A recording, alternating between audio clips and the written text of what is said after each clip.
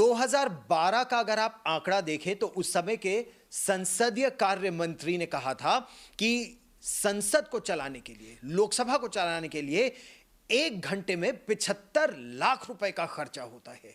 अगर आप इस वर्ष मॉनसून सेशन को ही देखें तो लगभग 83 घंटे बर्बाद हुए। अगर आप ये सोचिए कि अगर 2012 का भी अगर आप आंकड़ा लगाएं तो लगभग 62 करोड़ रुपए आपका और मेरा टैक्स पेयर का पैसा बर्बाद हुआ लोकसभा में, और लगभग 60 करोड़ रुपए बर्बाद हुआ केवल मॉनसून सेशन में राज्यसभा में।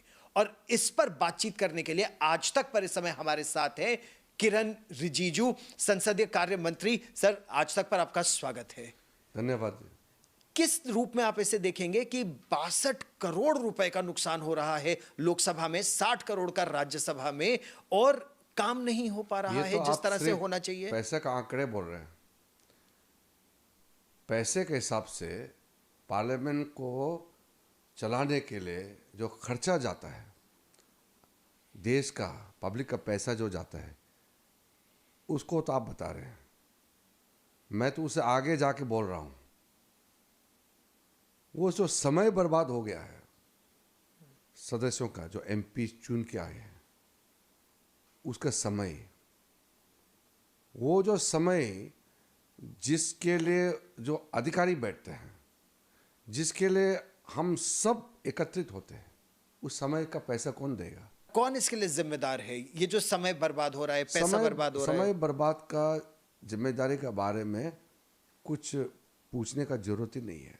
हम हाथ जोड़ जोड़ के कहते रहे ऑपोजिशन पार्टी को कि बहुत महत्वपूर्ण बिल्स ला रहे हैं देश का भविष्य के लिए, युवाओं के लिए, महिलाओं के लिए, बच्चों के लिए, हमारे गरीबों के लिए, आदिवासियों के लिए, हमारे शेड्यूल कास्ट, शेड्यूल ट्राइब्स और जितने भी हमारे देश में जो जनता है, उनके लिए हम जो इतना महत्वपूर्ण बिल्स लेके आ रहे हैं। आप चर्चा कीजिए। 3 सप्ताह तक हम हाथ जोड़ते रहे, विनती करते रहे। कांग्रेस पार्टी और इनके साथी कहते हैं कि पार्लियामेंट चलाना उनके लिए कोई मतलब ही नहीं है, वो सिर्फ उसको इशू बनाना है पब्लिक को बेवकूफ़ बनाने के लिए।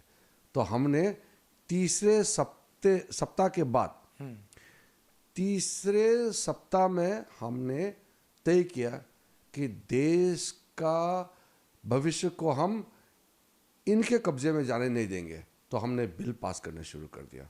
जितना महत्वपूर्ण बिल्स था, चाहे वो ऑनलाइन गेमिंग जो भविष्य खराब कर रहा है युवाओं का, चाहे स्पोर्ट्स गवर्नेंस बिल, सबसे बड़ा क्रांतिकारी खेल के लिए जो नीति लेके आए हैं, टैक्सेशन बिल, इतना महत्वपूर्ण टैक्स लॉ जो बदलाव लाया है, माइंस एंड मिनरल्स बिल, देश का संपत्ति, जमीन के अंदर संपत्ति को देश के लिए कैसे इस्तेमाल होना चाहिए, IIM का इतना बड़ा एक रिफॉर्म्स का बिल था, देन उसका शिपिंग का बिल्स है, कई इम्पोर्टेंट बिल्स हम लोग ने इस बार पारित किया है।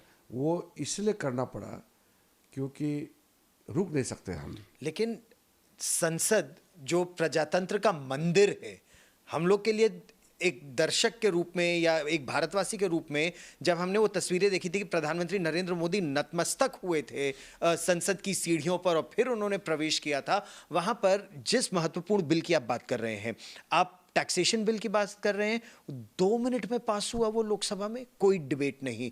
जो आप एंटी डोपिंग बिल और स्पोर्ट्स बिल की बात कर रहे हैं, कितना महत्वपूर्ण है, आप तो स्पोर्ट्स मंत्री रह चुके हैं भारत के, आपसे ज्यादा कौन जानता है, वो 34 मिनट में पास हो गया, कोई डिबेट ही नहीं हो रही है। वो कह रहे हैं कि अपोजिशन पार्टी कहते हैं कि उसको इंटरेस्ट ही नहीं डिबेट में, उनको बिहार चुनाव और लोगों को बेवकूफ़ बनाने के लिए टकिया पकड़ के उनको सिर्फ नाटक करना है।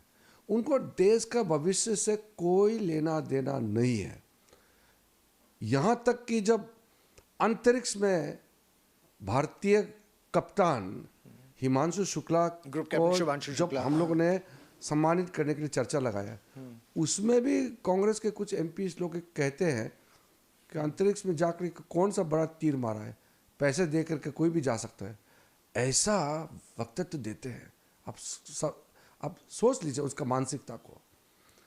पार्लियामेंट को चलाना सरकार का दायित्व है और ऑपोजिशन का दायित्व है कोऑपरेट करना। हम चला रहे हैं, हम हाथ जोड़ करके उनके पास गए, ऑपोजिशन पार्टी को हम हर रोज हाथ जोड़ के कहते हैं कि बिल पारित होने दीजिए, आप भी चर्चा में भाग लीजिए। उनको इंटरेस्ट ही नहीं है। तो एक और बात राहुल गांधी बोल नहीं सकता है, राहुल गांधी का उतना बोलने का क्षमता नहीं है। इसका मतलब ये नहीं है कि कांग्रेस पार्टी में बोलने वाला नहीं है। कांग्रेस पार्टी में और विपक्ष के कई लोग बहुत अच्छे बोलते हैं, पढ़े लिखे हैं, अच्छा वक्ता है, वो सूझबूझ के साथ पार्लियामेंट में आते हैं। जो हाउस चले नहीं देते तो बोलेंगे कैसे? वो एक डिस्कशन चाहते थे, स्पेशल इंटेंसिव रिवीजन जो हो रहा है देखिए, बिहार आप ये में। समझना है कि पार्लियामेंट एक विषय से नहीं चलता है। पार्लियामेंट में कई मुद्दे आएंगे, एक मुद्दे को पकड़ के आप बाकी चलने नहीं देंगे, ये कैसे कर सकते हैं? तो इस पर भी चर्चा हो जाए, औरों इसमें पर नहीं भी हो सकता चर्चा ना। हो जाए, इस पर क्यों नहीं हो सकती? स्पेशल रिवीजन में चर्चा कैसे हो सकता है? वो इलेक्शन कमीशन का काम है, सरकार ने थोड़ी किया। अगर सरकार करते तो हम चर्चा करते, क्योंकि जवाब तो मंत्री को देना है। तो इलेक्शन कमीशन तो मंत्री का कब्जे में नहीं है ना, तो चर्चा होगा तो जवाब कौन देगा पार्लियामेंट में? सुप्रीम कोर्ट ने कुछ फैसला किया अपने प्रशासनिक व्यवस्था में, तो उसको हम पार्लियामेंट में चर्चा कैसे करेंगे? कोई मंत्री ने थोड़ी हुक्म दिया है सुप्रीम कोर्ट को कि ऐसा काम करो। तो इलेक्शन कमीशन को भारत सरकार ने नहीं कहा ना कि ऐसा काम करो। उन्होंने अपने आप, इलेक्शन कमीशन ने वोटर लिस्ट में मर गई हैं उसका नाम काटना है, जो ट्रांसफ़र होकर कहीं और चले गई हैं उसका नाम डिलीट करना है, जो अवैध रूप से विदेशी का नाम है उसको काटना है। तो चुरुस दुरुस्त करने के लिए जो फैसला इलेक्शन कमीशन ने लिया है उसका तो स्वागत होना चाहिए। बिहार में ही क्यों, और चुनाव से बिल्कुल वो तो पहले बोल क्यों? दिया ना, वो बिहार पहले चुनाव है इसलिए कर रहे हैं। अभी तो जहाँ जहाँ चुनाव आएंगे देश भर में करेंगे, तो वो तो इलेक्शन कमीशन तो अपने बात करते हैं, मैं तो नहीं कर सकता हूँ ना।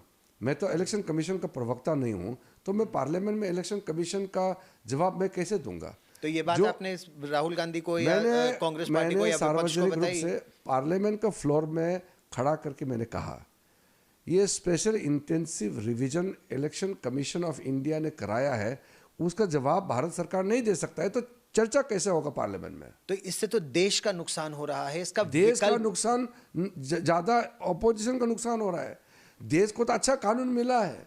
इस बार बहुत ऐतिहासिक काम हुआ है पार्लियामेंट मॉनसून सेशन में, लेकिन एक बिल आया है जिसको लेकर बहुत बड़ा विवाद है, 130th कॉन्स्टिट्यूशनल अमेंडमेंट बिल, कि अगर कोई मंत्री राज्य का हो या केंद्र का हो, कोई मुख्यमंत्री यहां तक कि प्रधानमंत्री अगर 30 दिन जेल में रहे तो 31वें दिन कुर्सी गई। विपक्ष कह रहा है ये तो आप पुलिस राज बना रहे हैं भारत में, गेस्टापो राज बन रहा है भारत में।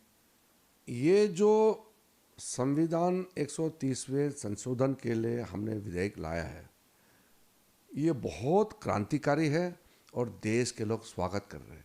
ये तो वो लोग विरोध कर रहे हैं जो चोरी करते हैं, जो करप्ट है, जो बेईमान है, जो भ्रष्टाचार में लिप्त है, ये लोग इस कानून का विरोध कर रहे हैं। अगर आप साफ है तो आप जेल नहीं जाएंगे, तो जेल नहीं जाएंगे तो आपको कुर्सी छोड़ने का नौबत कैसे आ सकते हैं? अगर हिम्मत होता, मैं राहुल गांधी जी का जगह होता, मैं छाती फाड़ के मैं कहता कि ये बिल कांग्रेस पार्टी नहीं ले पाया, ऐसा कठोर कानून भ्रष्टाचार के खिलाफ कांग्रेस पार्टी नहीं ले पाया, मोदी जी ने लेके आया है, बहुत बहुत धन्यवाद, कांग्रेस पार्टी समर्थन करता है। मैं उनकी जगह होता तो ये बोलता। लेकिन विपक्ष का ये कहना है कि ये एक बहुत ताकतवर हथियार बन जाएगा सरकार के हाथ में विपक्ष को टारगेट करने आप के ये लिए। सोच लीजिए, केवल विपक्ष के मंत्री जेल जाएंगे। भ्रष्टाचार को खत्म करना चाहते हैं कि नहीं है? अगर खत्म करना है तो सख्त कानून होना चाहिए कि नहीं होना चाहिए? सीधा नजर से देखिए ना, आप टेढ़ा नजर से मत देखिए। अपोजिशन पार्टी जो कह रहा है वो राजनीतिक बात को छोड़ दीजिए। जैसे बलात्कार होता है, रेप होता है, उसके लिए कठोर से कठोर कानून हमने लाया है, फांसी तक का, मौत का सजा का हमने कानून लेकर आया। वैसे ही अगर ऊंचे पद में बैठे वाले मंत्री, चीफ मिनिस्टर, मंत्री, प्राइम मिनिस्टर भी अगर गलती काम करता है, भ्रष्टाचार करता है, तो फिर जेल जाना होगा, और जेल जाएगा 30 दिन हो जाएगा तो कुर्सी छोड़ना होगा। ये तो ऐसा कानून है, पूरा सैल्यूट करना चाहिए।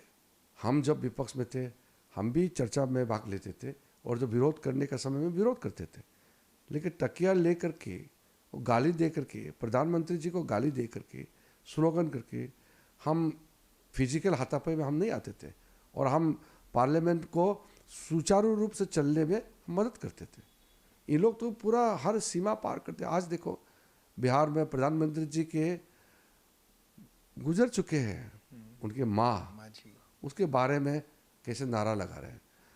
तो ये लोग तो मैं समझता हूँ कि इनका बुद्धि जो है लगभग खो चुके हैं। आप आज तक में इस विशेष चर्चा में मेरे साथ जुड़े किरण रिजिजू जी, संसदीय कार्य मंत्री, आज तक से बात करने के लिए बहुत बहुत धन्यवाद। आप सबको भी बहुत बहुत धन्यवाद।